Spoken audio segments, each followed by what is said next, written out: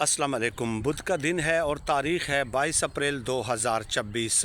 5 से 6 मुख्तसर ख़बरें आज की इस वीडियो में आपकी खिदमत में पेश करनी हैं और उससे आपको पाकिस्तान की मौजूदा सियासी सूरत हाल का बखूबी अंदाज़ा हो जाएगा।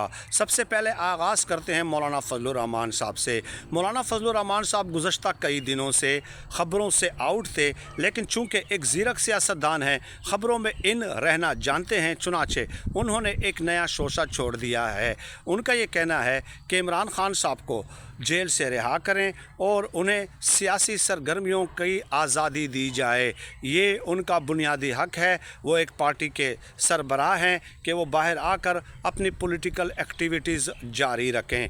अब आप समझ रहे होंगे कि मौलाना फजलुर रहमान साहब तो बड़े उसूल पसंद और जमहूरी जहन के मालिक सियासतदान हैं, तो ये आप गलत समझ रहे हैं, बिल्कुल गलत समझ रहे हैं।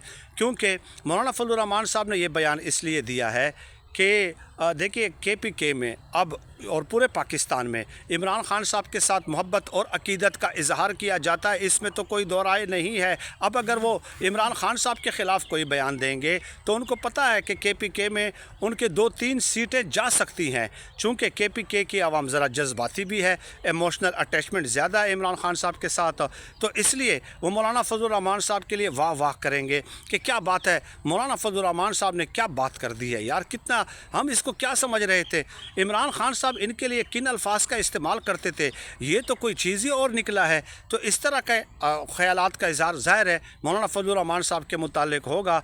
अदरवाइज़ यही मौलाना फजलुर रहमान साहब थे जिनको इस्तेमाल करके 26वीं आइनी तरमीम की गई और मौलाना फजलुर रहमान साहब का कंधा इस्तेमाल करके तहरीक इंसाफ को भी ट्रैप किया गया। और तहरीक इंसाफ के रहनुमा जब वहाँ पे जाते थे मौलाना फजलुर रहमान साहब के घर पे 26वें आइनी तरमीम के दिनों में, आपको पता है कि बहुत ज़्यादा रौनक थी और पीपल्स पार्टी वाले जा रहे हैं, नून लीग वाले जा रहे हैं, तहरीक इंसाफ वाले जा रहे हैं। तो तहरीक इंसाफ वाले मौलाना फजलुर रहमान साहब के साथ दाएँ बाएँ खड़े होकर इस तरह खुशी का इजहार करते थे कि जैसे उन्होंने बहुत बड़ा मार्का सर कर लिया है, यानी इस तरह की खुशी का इजहार कर रहे थे। हालाँकि उनको ट्रैप किया गया था मौलाना फजलुर रहमान साहब की वसातत से। मौलाना फजलुर रहमान साहब इस निज़ाम को मजबूत करने का जो भी मौका मिलेगा वो ज़रूर करेंगे, वो अपना ये काम ज़रूर सर अंजाम देंगे। यही कुछ किया है मौलाना फजलुर रहमान साहब ने पूरी ज़िंदगी। लेकिन उनका ये बयान महज जो है तहरीक इंसाफ KPK के लोगों की हमदर्दियाँ हासिल करना है और इससे ज़्यादा कुछ भी नहीं है। पूरी एक हिस्ट्री है, अगर मैं बयान करने लग जाऊं तो मेरे ख़्याल में 2-3 घंटों की कई वीडियोज़ हो जाएंगी और मैं माजी में किताबी हवाले देकर ये तारीख़ बता भी चुका हूं। दूसरी तरफ आ जाएं मुनीब फ़ारूक साहब। मुनीब फ़ारूक साहब क्या सहाफ़त है पाकिस्तान की, कल भी मैंने एक्सपोज़ किया था। मुनीब फ़ारूक साहब ने एक ट्वीट कर दिया था कि JD वेंस जो है वैसे ही 3 लंबी फ़्लाइट पकड़कर पाकिस्तान तो नहीं आ रहे। ज़ाहिर है अगर वो 3 फ़्लाइटें पकड़कर पाकिस्तान आ रहे हैं तो कुछ बड़ा होने वाला है। उनको कोई ना कोई इशारा मिल चुका है कि बड़ी डील होने वाली है और आपकी जीत होने वाली है। इस तरह की बात की है मुनीब फ़ारूक साहब ने। उसके बाद बदकिस्मती से ट्वीट आ जाती है अता तारड़ साहब की कि मतलब अभी तक कोई ऑफिशियली हम ईरान की पार्टिसिपेशन का जो है वेट कर रहे हैं, यानी कि मलबा उन्होंने डाला किसके ऊपर, ईरान के ऊपर, कि उन्होंने अभी तक हमें कोई बाकायदा ऑफिशियली इन्फॉर्म नहीं किया कि उनका वफ़द आ रहा है या नहीं, लेकिन हमारी एफ़र्ट्स जो हैं वो जारी हैं। तो इसके बाद मुनीब फ़ारूक साहब ने अपना वो ट्वीट खा लिया, जैसे कि कर लेते हैं ना, एक वो जैसे कहते हैं ना कि एक तुक्का लगाना होता है। मुनीब फ़ारूक साहब ने एक तुक्का लगाना था कि चलें जी आपकी भी वाह वाह हो जाएगी कि बड़ी ख़बर आपने दे दी थी, लेकिन वो तुक्का नहीं लगा। तो अता तारड़ साहब की ट्वीट के बाद इन्होंने अपना ट्वीट डिलीट कर दिया जनाब आली, और फिर कहा कि जी पाकिस्तान चमकता हुआ सूरज है, पाकिस्तान की एफ़र्ट्स पूरी दुनिया की को नज़र आ रही हैं, पाकिस्तान पीस सेंटर है, पाकिस्तान फ़लाँ पाकिस्तान तो अपनी कोशिशें जारी रखे हुए है, लेकिन अब ये ज़िम्मेदारी ईरान पे है कि वो अपना वफ़द भेजता है या नहीं भेजता।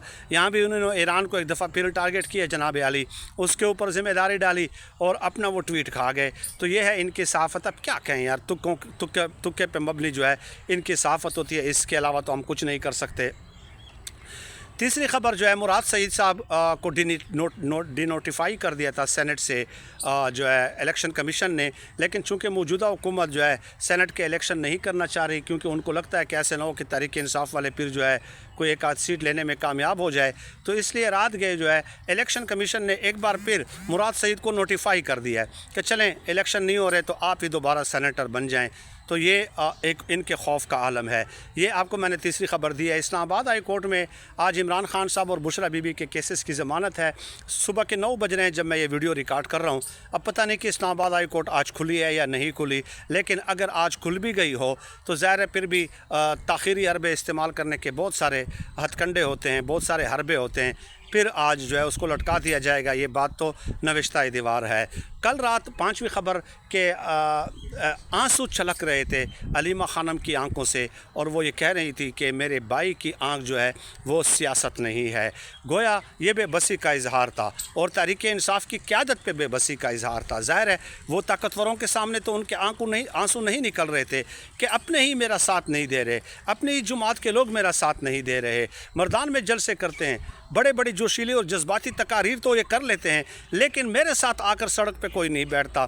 10 بندے ٹوٹل ہوتے ہیں، اور 10 بندے تو ظاہر علیمہ خانم کے لیے اپنی ذاتی حیثیت میں اور ذاتی کیپیسٹی میں بھی اکٹھا کرنا کوئی مشکل کام نہیں ہے بھائی، وہ تو کوئی مشکل نہیں ہے اس کے لیے۔ تو یہ واقعتاً تحریک انصاف کی قیادت کے لیے لمحہ فکریہ، اور ہم ان کو سب سے زیادہ تنقید کا نشانہ بناتے ہیں۔ یہ بات آپ جانتے ہیں، اس بات کے آپ گواہ ہیں کہ تحریک انصاف کی قیادت پہ سب سے زیادہ تنقید میں کرتا ہوں اور کرتا رہوں گا جب تک ان کا عمل یہ ہوگا۔ اور واقعتاً عمران خان صاحب کی آنکھ جو ہے وہ سیاست نہیں ہے، کیونکہ ظاہر ہے آپ دیکھیں عمران خان صاحب کی رہائی تو چھوڑ دیں، عمران خان صاحب کے ساتھ ملاقات تو چھوڑ دیں، بلکہ عمران خان صاحب کی صحت کے حوالے سے اس کے اوپر بھی تحریک انصاف کچھ نہیں کر رہی۔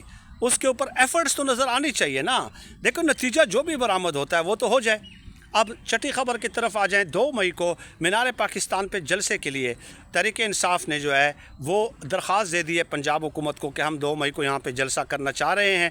آپ کو پتہ ہوگا کہ مردان جلسے میں سہیل آفریدی صاحب نے یہ اناؤنس کر دیا تھا کہ وہ 25 اپریل کو کشمیر اور 2 مئی کو لاہور جائیں گے۔ تو لاہور مینار پاکستان پہ جلسہ ایک اچھا فیصلہ ہے، یہ ہونا چاہیے۔ مومنٹم اس طرح بلٹ اپ ہو سکتا ہے، بجائے اس کے کہ آپ اپنے ہی گھر کے اندر، اپنے ہی KPK کے اندر جلسے کرتے رہیں۔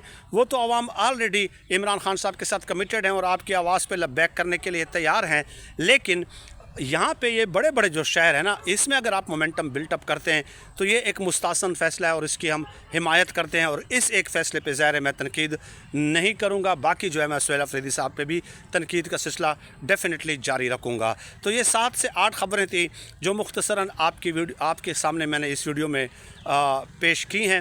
مزید بھی بہت ساری اپڈیٹس ہیں اس حوالے سے، اور ایران امریکہ مذاکرات کے حوالے سے اس سے گزشتہ والی ویڈیو میں بتا چکا ہوں کہ جناب عالی وہ جو ہے تقریباً مذاکرات ابھی کٹائی میں پڑ گئے ہیں، پوری تفصیل میں نے بتائی ہے۔ اب ہو سکتا ہے 4-5 دن بعد، 10 دن بعد، 15 دن بعد دوبارہ تجاویز کا تبادلہ ہو جائے اور اینی ٹائم یہ خبر آ جائے۔ لمحہ بلمحہ صورتحال جو ہے وہ بدلتی رہتی ہے، یہ بات آپ بخوبی جانتے ہیں۔ بہت شکریہ جی۔